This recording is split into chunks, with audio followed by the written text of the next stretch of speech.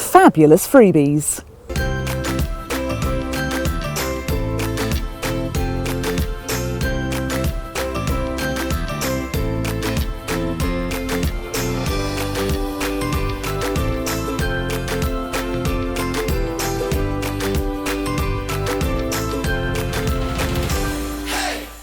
Hello, welcome to Get Gardening. I'm Thordis Fredrickson. And I'm Alan Gray, the other one.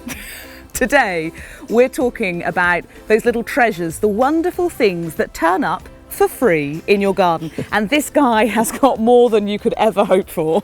Well, there's a thing, you know, about not being too tidy in your gardens. And I don't think anybody could accuse me of being too tidy. I'm a bit of a messy beggar, really. But never mind, I like it like that. And so does my garden. And if my garden was too tidy, I wouldn't have these guys. Now, this is an amaranthus. We had an amaranthus growing in this bed last year. And amaranthus are annual plants, so they grow, they produce flowers, they produce seed, and they die. And this is the seedling from the plant that was here last year. It's pretty fabulous. So, I mean, You could have that in a hat. You could. Isn't it very nice? Well, you could. There's two others here. Nicotiana there, which is Nicotiana sylvestris, rather stunted because this is a very dry area. It's growing in the gravel at the foot of this slightly raised bed, but it's at home there, and every time I go past with a watering can, I give it a dribble. Only a little dribble. So that's the tobacco plant. Yep. These are all things that people might grow in a propagator at home. Yes. And not necessarily have them come out this big, but because they self-seeded at the exact right time, their roots got down, they've turned into optimum kind of, even though that's in a really tricky spot, I still say that looks very healthy. Yes, exactly.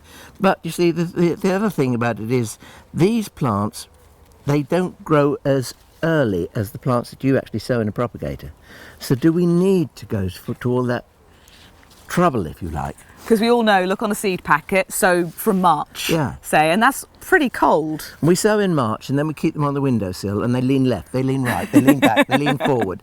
And then I love this word, they etiolate. Get leggy. And they get leggy, they get lengths of stem between each leaf node because the plant is up there searching for the light. This doesn't happen when they self-seed outside. I mean, this little chap down here is a Alonsoa. It's a plant that comes from South America, and it's a little-known plant today. It's not popular today. It's very popular many years ago as a bedding plant. You can see why, because it has these lovely kind of coral red flowers. It looks a bit like a diascia. It might even be related to them. But that's a self-sown seedling, again, from plants that we had here last year. Now, those seedlings, any of these seedlings, they didn't even germinate until the middle of May. Our gardens are going to be looking great right away into October with the climate that we have today. And so it just goes to show you don't need to start too early.